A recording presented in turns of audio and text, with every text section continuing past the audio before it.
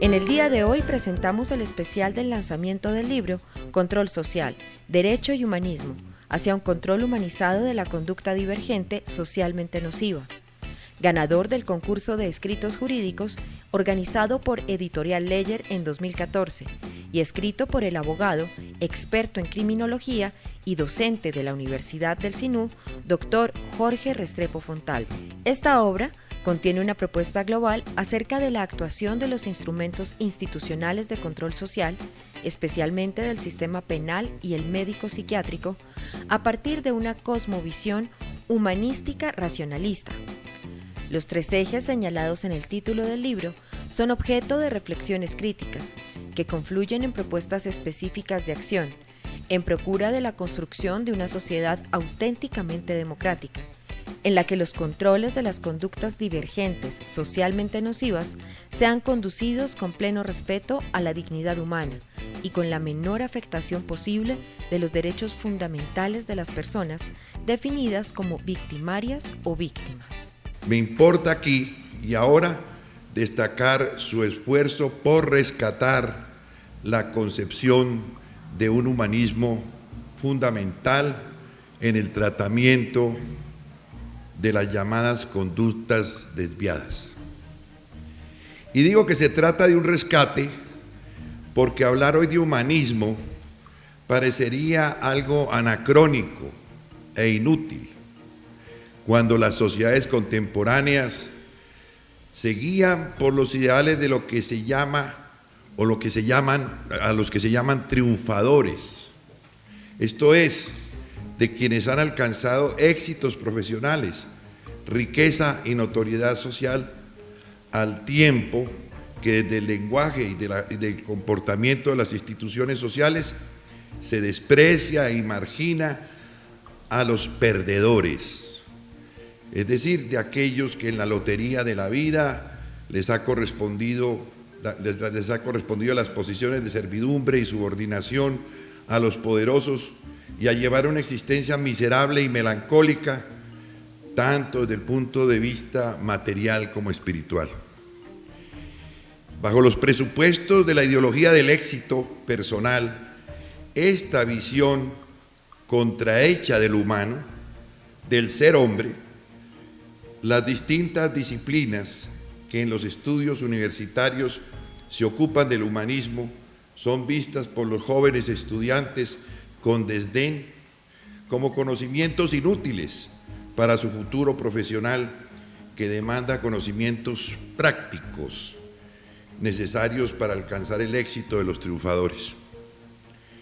Volver a mirar lo humano desde el hombre, desde el ser humano, con sus grandes virtudes, sus grandes realizaciones, pero también con sus miserias.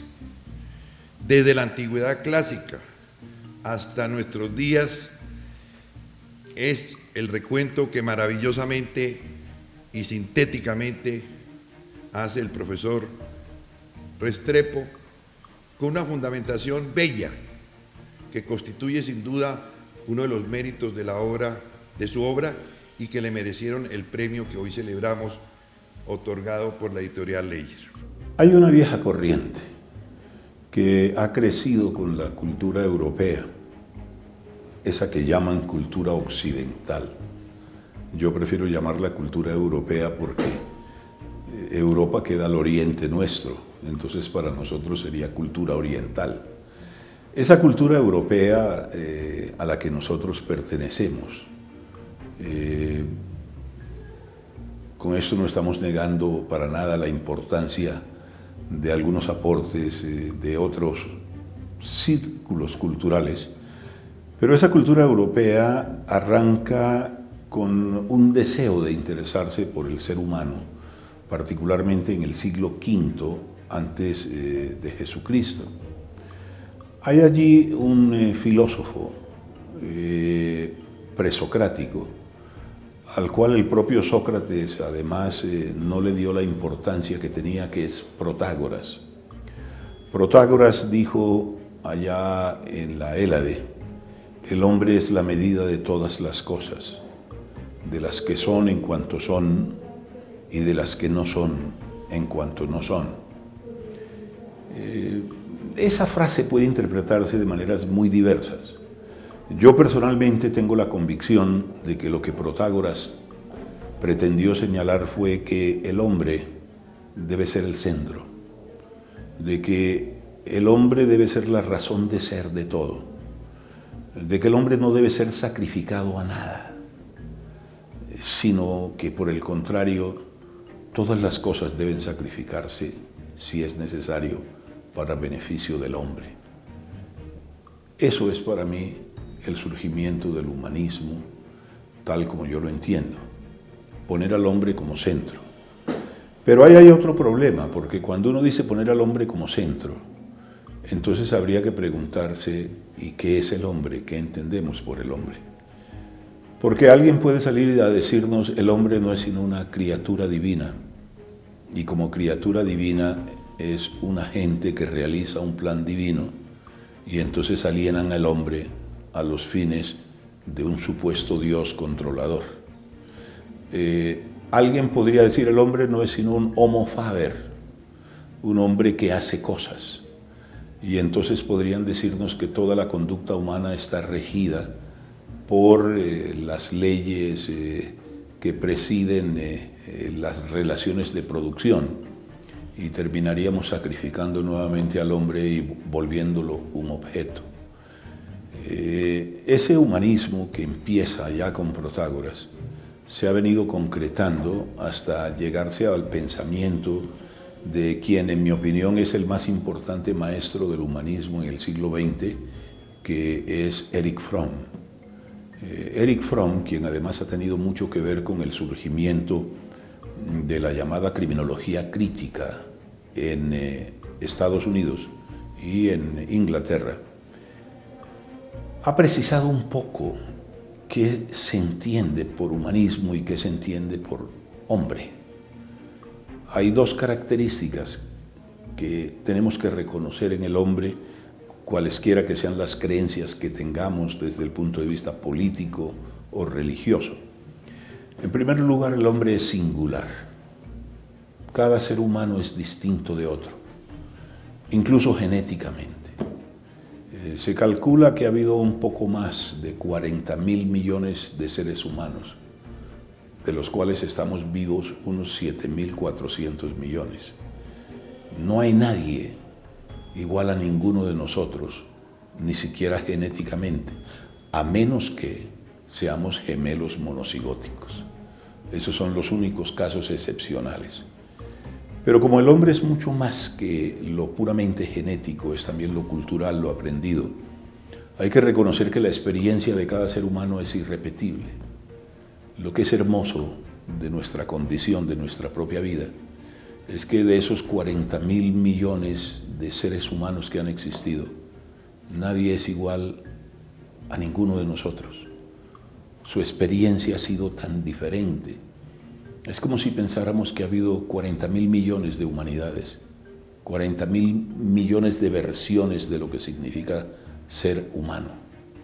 Si somos esencialmente diferentes, cualquier tipo de control social que se vaya a ejercer, cualquier definición que se haga de lo bueno y lo malo, de lo permitido y lo no permitido, no puede partir de un absoluto, de un patrón igualitario. ¿Qué quiere decir eso? Lo que está bien para mí puede estar mal para otro. Lo que a mí me agrada, desagrada a otro. A mí me puede gustar la comida con picante, a otros les gusta sin picante.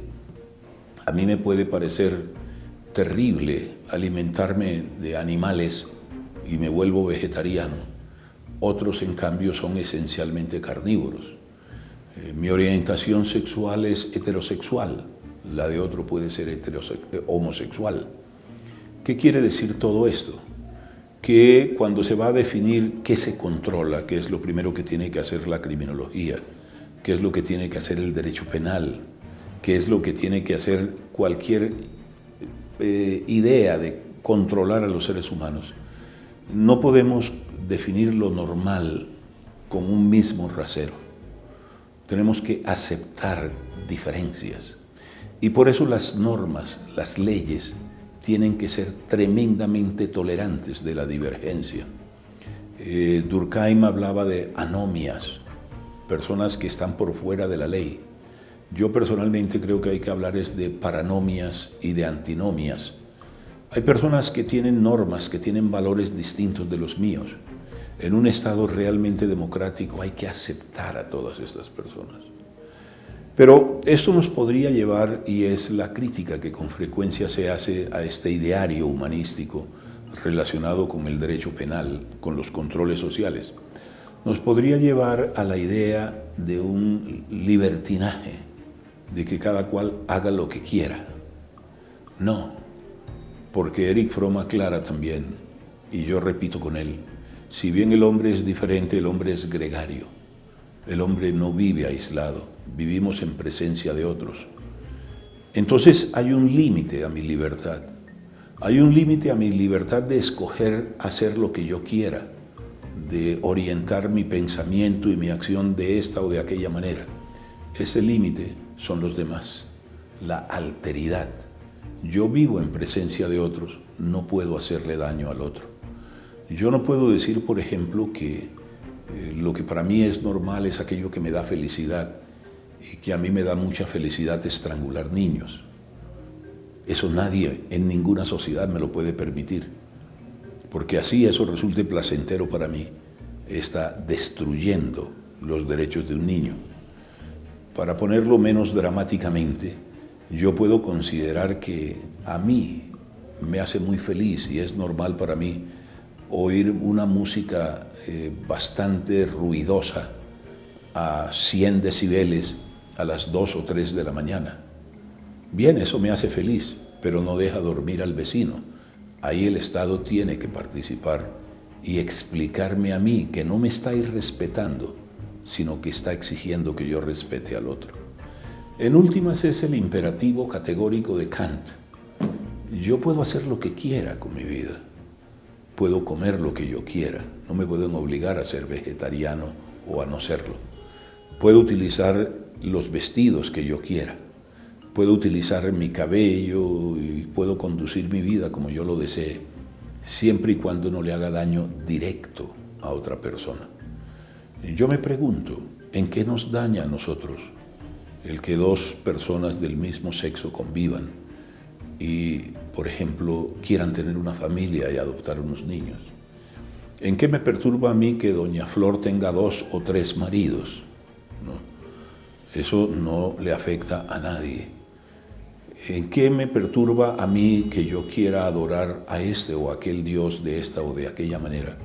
O que no quiera adorar a ningún Dios y que pueda incluso expresar mis opiniones en contra de lo que las religiones institucionales pueden hacerle al hombre dañinamente. Entonces todo eso hay que tolerarlo. La idea del humanismo ese que dice hay que respetar al ser humano singular pero gregario, que vive en presencia de los otros, nos diría hay que tolerarlo todo. Todo aquello que a una persona le haga sentir bien, de acuerdo con sus propios valores, no con los que le impone la sociedad, es normal para él, siempre y cuando no dañe al otro. ¿Cómo se expresa eso en los grandes instrumentos de control? En el derecho penal nos damos cuenta, hay que adelgazar los códigos penales. En los códigos penales hay demasiadas cosas que están allí simplemente porque son contrarias a los valores de quienes los redactaron o a los intereses de quienes están en el poder e hicieron escribir esos códigos penales. Hay mucha gente que cree que cuando se interrumpe, por ejemplo, un proceso de gestación, se está matando a un ser humano. Y entonces confunden a muchas jóvenes damas diciéndoles que si abortan están matando a un hijo. ¿Por qué dicen eso? Porque en 1935 Pío XI decidió que en el momento de la concepción le entraba el alma al cuerpo. Antes la Iglesia decía que a las niñas les entraba a los 80 días de la concepción y a los hombres a los 40. En esa época hubieran podido aceptar el aborto de un embrión femenino antes de los 80 días o de uno masculino antes de los 40.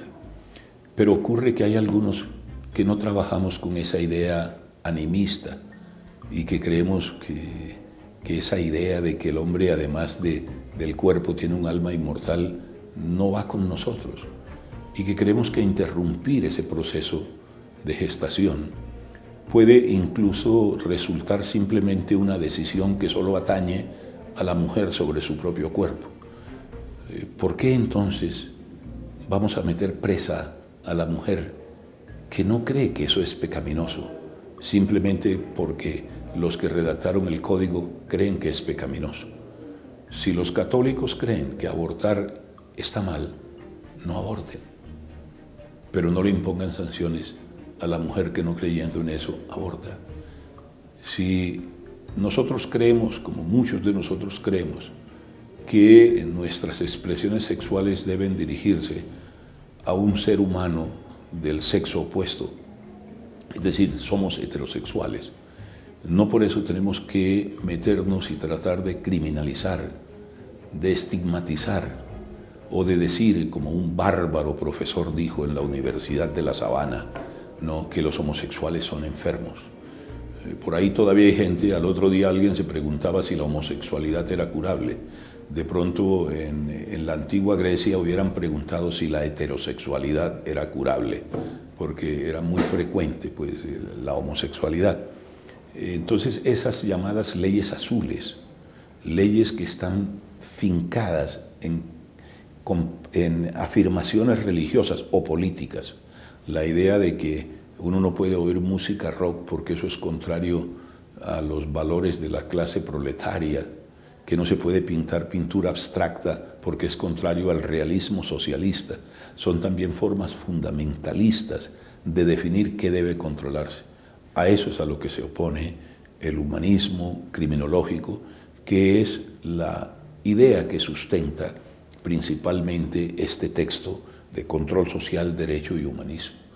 Lo que se propone es que el derecho, como un instrumento de control social, se dirija, se organice todas esas formas de control a partir de un respeto a la dignidad humana, a la singularidad de cada ser humano, y eso lleva a una democracia mucho más inclusiva y mucho más tolerante, y desde luego también a la forma como debe ejercerse el control.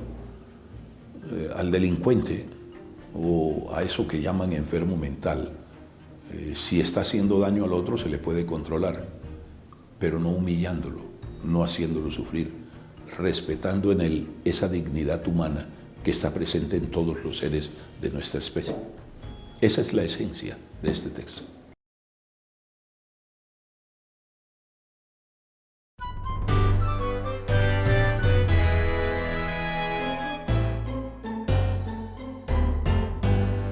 El profesor Restrepo nos ofrece en su obra, como ya lo señalamos, un recuento histórico del humanismo entendido como un conjunto de convicciones y creencias acerca del valor del ser humano como individuo y como especie, y de sus potencialidades infinitas de autoperfeccionamiento.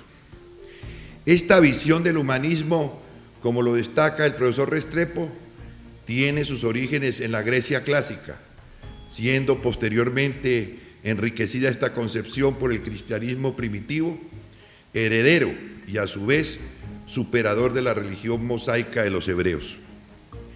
Ahora bien, tanto en la concepción del humanismo helénico como en el cristianismo, el hombre se coloca como centro y dominador del universo. Creced y dominad la tierra, dice Yahvé a la primera pareja de seres humanos. El brillante periodo de la historia de finales del siglo XIV hasta comienzos del siglo XVII, denominado el Renacimiento, del cual precisamente provienen las expresiones de humanismo, es decir, de todo aquello que es relativo al ser humano, y humanistas, que son los estudiosos precisamente de ese hombre, de ese ser humano. Durante el Renacimiento, que es una de las revoluciones culturales más importantes de la historia, se rompe con la concepción teocéntrica de la Edad Media para sustituirla por la cosmovisión antropocéntrica, pero no solo se trata de la visión del hombre como centro hacia el cual confluyen todos los seres y los objetos del universo, sino del hombre dominador del mundo material. No es por acaso que a partir del Renacimiento, con su exaltación de la razón como potencia del ser humano, comienza a surgir la ciencia moderna, que mediante el conocimiento de las leyes del universo logra someter a esta a la voluntad del hombre. Esta es la esencia del humanismo occidental, del cual se ocupa la obra del profesor Restrepo. Yo lo que afirmo, aun cuando me soslayo un poco la pregunta, es que en Occidente ha habido dos grandes propuestas humanísticas. La primera de ellas es el cristianismo primitivo. Yo, que soy ateo, y no tengo por qué ocultárselo a nadie, pero que no soy teófobo, no odio la idea de Dios y la respeto en todos los que la tienen. He encontrado al leer, por ejemplo, los Hechos de los Apóstoles, una forma muy hermosa de fraternidad que se vivía allí entre los cristianos primitivos. Y es que la idea misma del cristianismo, que probablemente proviene más de Pablo que del propio Jesús, la idea inicial del cristianismo es hermosísima. ¿Por qué? Porque lo que había en el judaísmo era algo que algunos han llamado un monoteísmo local. Ellos defendían un solo Dios, pero para su grupúsculo, que era una muy pequeña parte de la humanidad. Y ese Dios defendía parcializadamente los intereses del pueblo hebreo. Jesús aparece, probablemente por obra de Pablo, como una persona que al encarnarse supuestamente como Dios, al encarnarse Dios en él, es un Dios creador que habla a toda la humanidad. Y por eso Pablo no se dirige solamente a los judíos, sino también a los gentiles, a los demás hombres que no son judíos. Y surge la idea de que todos somos hermanos ante Dios. Esa hermosa idea es una tremenda vena humanística. Pero ¿qué pasa en el año 329? Después de que Constantino se convierte al cristianismo, y entonces, primero Constantino da una libertad religiosa, pero luego le sigue Teodosio, y Teodosio se dedica a perseguir a los paganos porque dice que el cristianismo es la religión del Imperio Romano. A partir de allí, cuando se traslada de ser la religión de los esclavos a ser la religión del imperio, la religión de los poderosos, el cristianismo pierde su norte humanístico. Y desde luego, tal vez a eso aludía el doctor Echeverry Urburo, luego en la Edad Media tenemos una humanidad, por lo menos una Europa, totalmente teocéntrica. Todo gira alrededor de Dios. Cuando llega el Renacimiento, cuando llega el Iluminismo, lo que se dice no es volvamos al centro del hombre. Y esto tiene un renacimiento del humanismo. Se trata de rescatar el humanismo cristiano. En el libro yo hablo de lo que algunas personas como Erasmo de Rotterdam supusieron para ello. Y luego ha habido muchas tentativas, también en la Reforma Protestante. En alguna forma también otras iglesias cristianas, como la iglesia de los mormones, todas han sido tentativas de revivir el humanismo cristiano. Y luego la doctrina social de la iglesia, con la Rerum Novarum, con la Quadragesimo Anno, con la Populorum Progressio, todas encíclicas que volvieron a tratar de que la iglesia se ocupara de los desposeídos, formas de humanismo. Lo propio le pasa al marxismo. El marxismo del Marx de 1844, del Marx de 26 años, es bien, pero bien diferente del marxismo del Marx viejo. ¿Por qué? Porque Marx lo que quiere es una sociedad sin explotadores, sin explotados. ¿Pero en qué quedamos? Al final, cuando el marxismo se institucionaliza en la Unión Soviética, comienza a decirle a los muchachos que no pueden oír música rock, comienza a decirle que no puede haber pintura abstracta, que no se puede practicar determinado arte porque es contrario al realismo socialista. Y entonces se meten de tal manera en la individualidad de cada quien que el ser humano se pierde y lo que importa son los idearios políticos supuestamente en defensa de una clase. Esa es mi idea de las dos grandes propuestas humanísticas. Así, el humanismo occidental del profesor Restrepo podría haberse enriquecido por otras visiones sobre el hombre y sus relaciones con el mundo físico, natural y con el mundo social. Algunas observaciones puntuales. El universalismo del cristianismo primitivo, predicado y difundido sobre todo por Pablo de Tarso, y que muy bien y acertadamente destaca el profesor Restrepo como uno de los hitos en la construcción del humanismo occidental, debe ser contrastado ya desde esos mismos orígenes con su orientación temprana a incrustarse en el poder político imperial. Así, el mismo Pablo con entusiasmo exclama: ya hay cristianos en la familia del emperador. Es decir, el cristianismo caminaba hacia la conquista del poder imperial, como va a ocurrir con Constantino el Grande. Así, el mismo Pablo, ya lo hemos dicho. Igualmente, el igualitarismo de todos los cristianos por su filiación divina, esto es, hijos del mismo Dios, choca con la legitimación de la institución de la esclavitud, cuando el mismo apóstol ordena en su carta a Timoteo, comillas, esclavos, obedeced a vuestros amos. El dogmatismo de la Iglesia Católica, que condujo al fanatismo más extremo y sobre el cual, como lo anota el profesor Restrepo, se levantó una de las más infames y denigrantes instituciones de la historia humana, la Inquisición, también dio lugar en el pasado a las cruzadas. Desde 1099, verdaderas hordas de bárbaros y salvajes guerreros de Europa, sin verdadera justificación, se lanzaron a la destrucción del mundo musulmán. El terrorismo islámico de nuestros días todavía se refiere a sus enemigos de Occidente como los cruzados, lo que demuestra hasta qué punto llegó la barbarie de las cruzadas que todavía hoy gravita en las mentes de los fieles de Alá. Oh Cristo, cuántos crímenes se han cometido en tu nombre.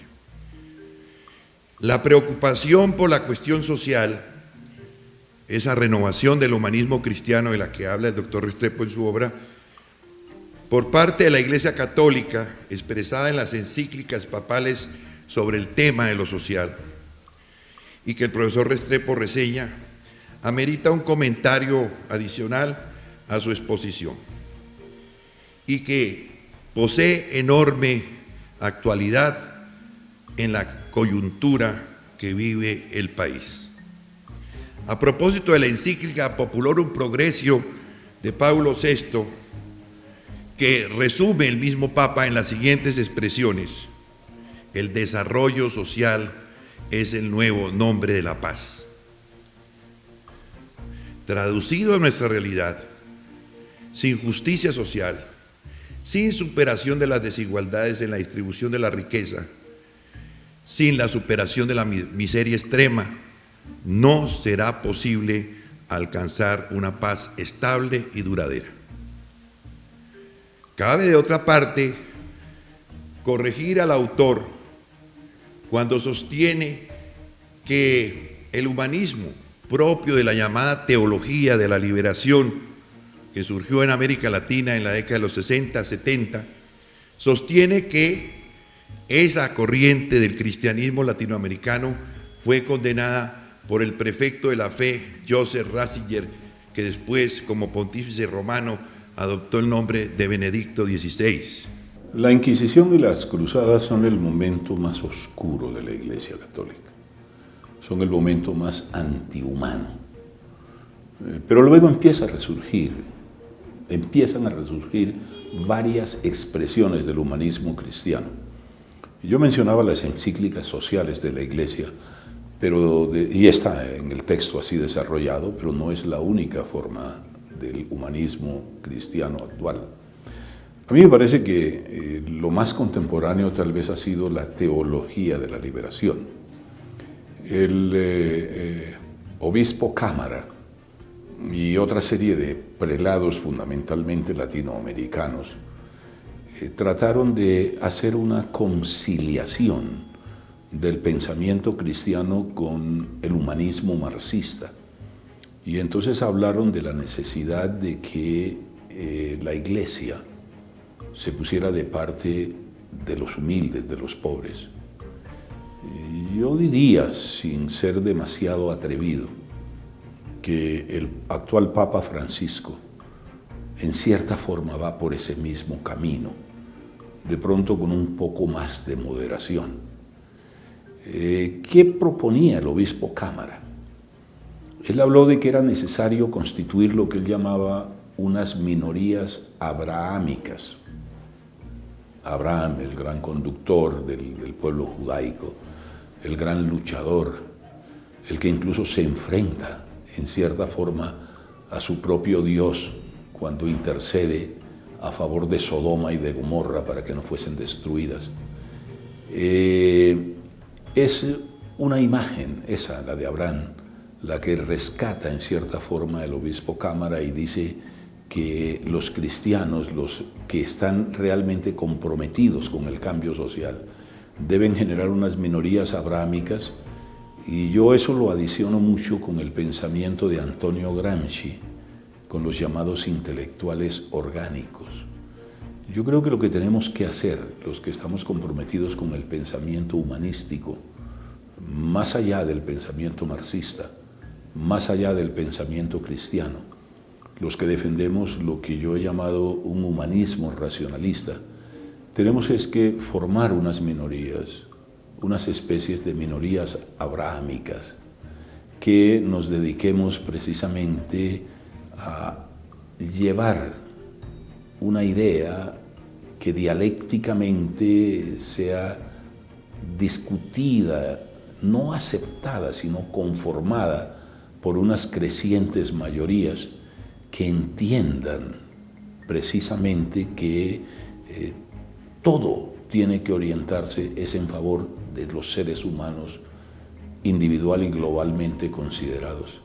Que acabemos con este capitalismo salvaje que nada refleja el ideal cristiano, ni el ideal marxista, ni el ideal humanístico, pero sin caer en dogmatismos, sin caer en otras tiranías, sin caer en cosas como la dictadura sobre el proletariado, porque no fue de él, sino sobre el proletariado. Para ello, desde luego, tendríamos que entender el papel que los intelectuales tenemos que cumplir en esto. El Partido Comunista Italiano expulsa a Gramsci, y lo expulsa porque él dice que para el cambio social, él ya hablaba de revolución, era más importante un intelectual que un obrero. A mí me parece que eso es indiscutible. No quiere decir que el intelectual se ponga por encima del obrero, ni mucho menos, sino que interactúe con él y que en cierta forma ayude a aclarar hacia dónde debe conducirse la acción social para lograr las reformas indispensables. Eso podría pensarse que es muy difícil. Yo creo que nunca ha sido menos difícil que en la actualidad. Antes era muy difícil porque un profesor, por ejemplo, un académico podría tener una claridad acerca de los derroteros que debía seguir una sociedad, pero no tenía cómo divulgar ampliamente su pensamiento, porque, por ejemplo, la televisión, la prensa, estaban en manos de los poderosos, de los intereses de los poderosos, y siguen estándolo. Pero hoy todos tenemos un instrumento muy reciente, que son las redes sociales, que facilitan grandemente esa difusión. Por eso es por lo que yo exalto tanto la tarea de nosotros los académicos, porque no se trata simplemente del mensaje que tenemos frente a 30 o 40 alumnos, discutiendo con ellos visiones teóricas que al mismo tiempo deben referirse a la realidad concreta en la cual estamos viviendo, sino que además de eso podemos, tanto ellos, los estudiantes, como nosotros, esas minorías abrámicas, empezar no a predicar, sino a invitar a la reflexión a otras personas, desde luego denunciando los excesos del autoritarismo, del dogmatismo, mostrando cómo, por ejemplo, el derecho penal, los códigos penales, muchas veces, más que defender los intereses del grupo, defienden son los intereses de los poderosos, de unos pocos, y son utilizados como un instrumento de represión. Para eso han de servir las minorías abrámicas, los intelectuales orgánicos, que se deben expresar a través de esta red de comunicaciones tan maravillosa que nos ofrece la tecnología contemporánea.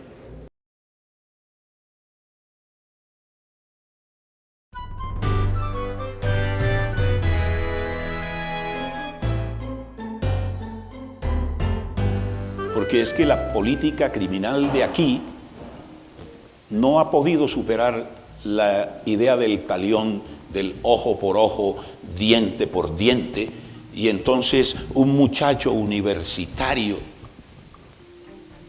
que se tomó unas copas de más, lo cual es aceptable, se va y conduce su automóvil, lo cual es inaceptable, y eso hay que controlarlo. Se toma unas copas de más y mató a una niña, terrible desgracia.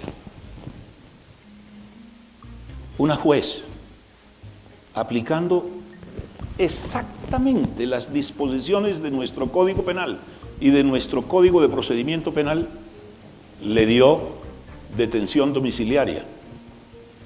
Y al día siguiente surgieron los grandes juristas de Colombia, que no es usted, doctor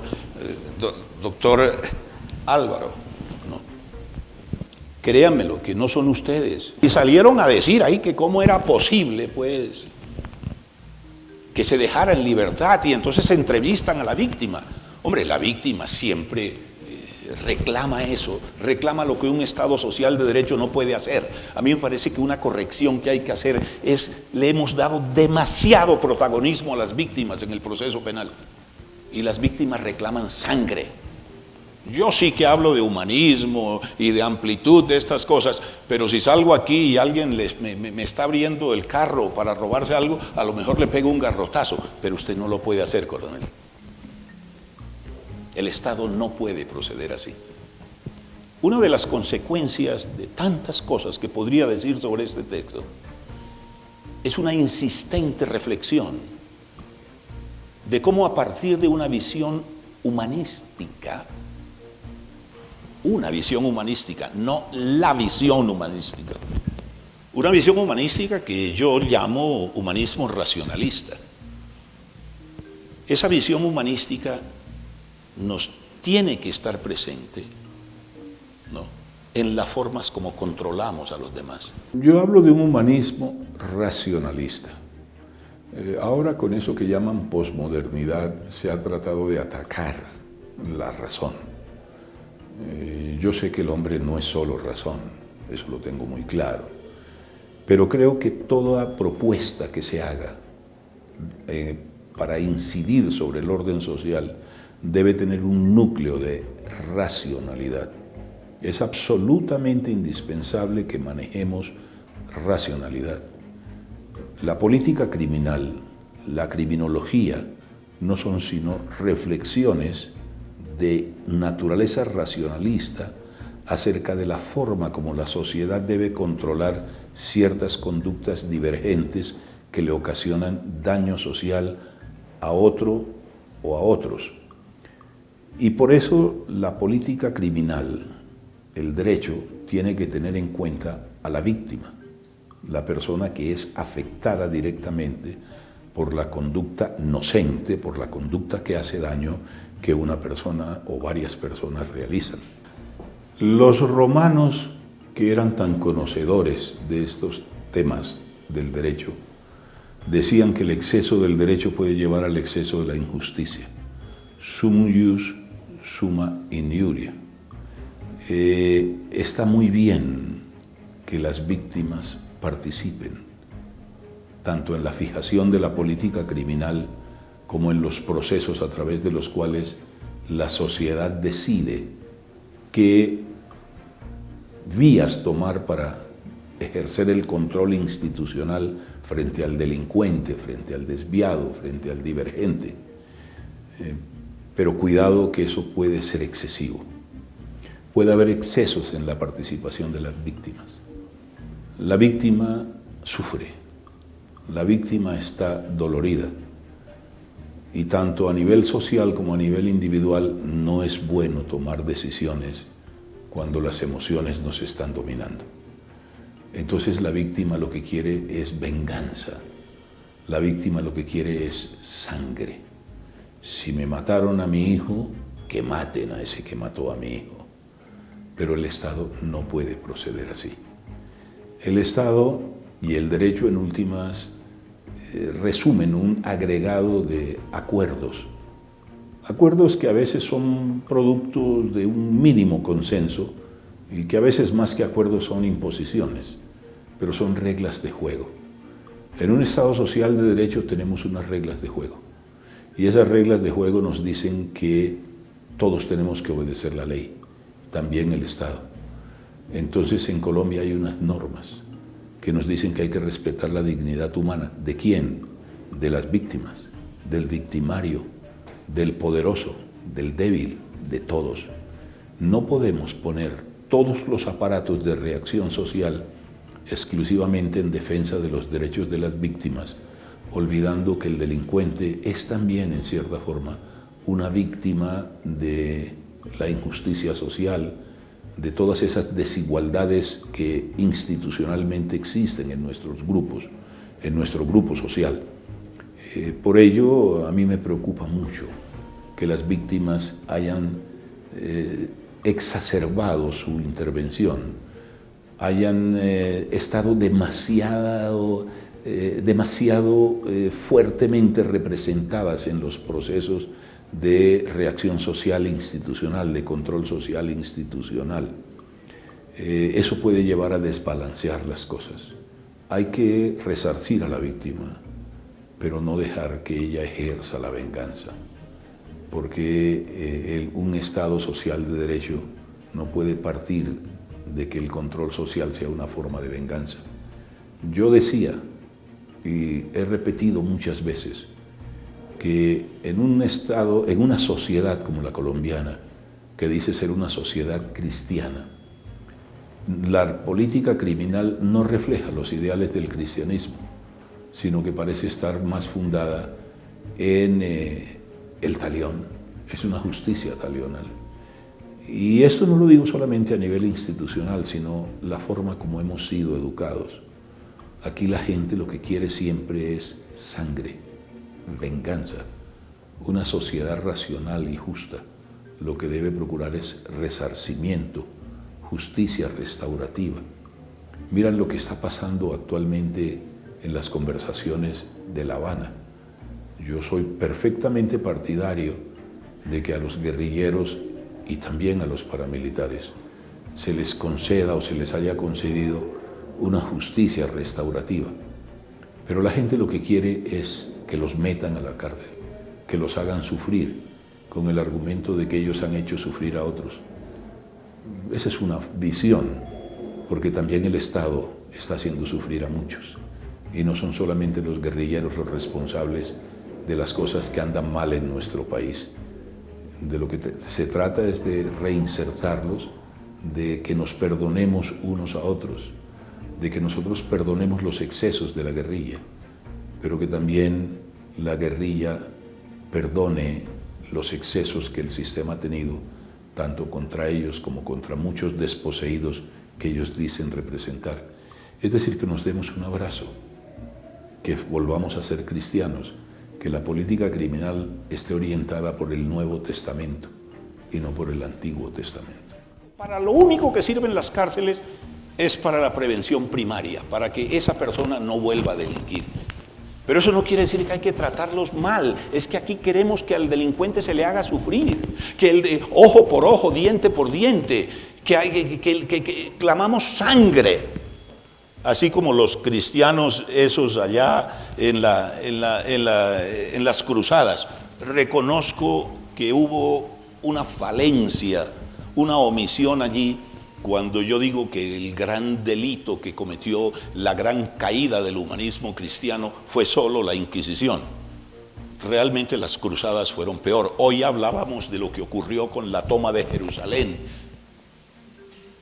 Cuando los cristianos llegan en la primera cruzada a Jerusalén y un sacerdote dice, corría en Jerusalén la sangre que parecía que hubiese llovido, que los caballos chapoteaban la sangre. Fueron varios miles de musulmanes que fueron degollados allí en el momento. Y cristianos coptos, y lo que le hicieron a los albingenses también, en una cruzada incluso dirigida contra los propios cristianos que no compartían, y para no hablar de la noche de San Bartolomé, ¿no?, donde el propio Papa incluso manda hacer una medalla porque los católicos salieron a matar protestantes en sus iglesias en París, donde hubo más de 25,000 personas muertas también. Es que de esas cosas no se habla hoy en día. Pero acepto eso de las cruzadas, desde luego, eso fue terrible, absolutamente terrible. ¿Tiene consecuencias hoy? Claro que sí, y es que todavía hay gente que quiere pensar así, ¿no? Y van y comulgan y hablan de cristianismo y se dan golpes de pecho y se santiguan todo el día, pero se olvidan de los hermanos que están sufriendo, ¿no?, de esos hermanos nuestros, no en Jesucristo para ustedes los creyentes, ¿no?, de los hermanos nuestros, de los seres humanos como nosotros, que están sufriendo en esas aulas sádicas que son las cárceles colombianas.